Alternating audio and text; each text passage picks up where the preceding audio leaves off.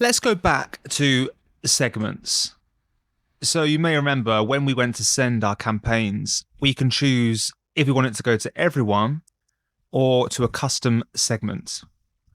So you can create custom segments here, but the neater way to do it is to go to contacts, all contacts.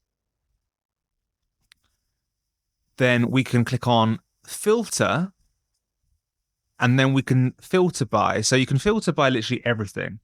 So once you have a big, large amount of contacts, you can really get into some quite interesting stuff.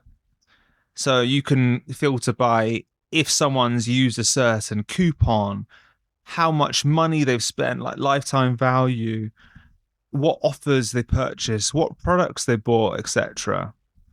What forms they filled in.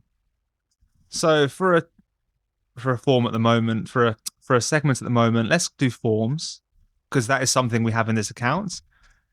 And we can say has submitted and then choose the freebie form.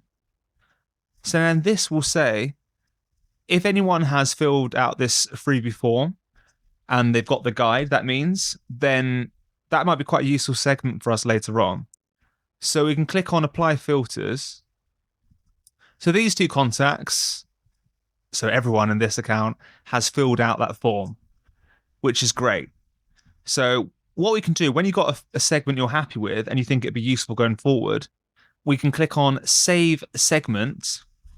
We can change the segment name to be free guide submissions. Click on save. And then that segment will be there forever now. So if I click on segments on the top, I've got my free guide submission right there, which is brilliant. Which hopefully means I can send emails to these people as well. So let's go back into our email campaigns. And let's go back into one of these drafts.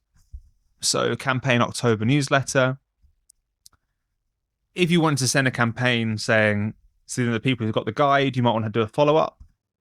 We could do select recipients, click on all contacts, and now we have, in segments, our new free guide submissions. And we could just click on that.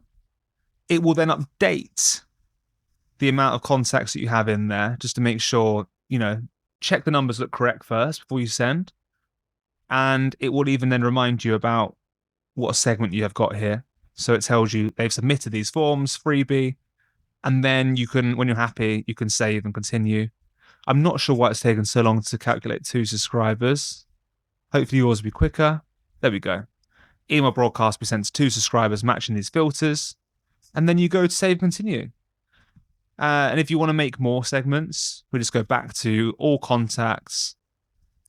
And then you go to filter again.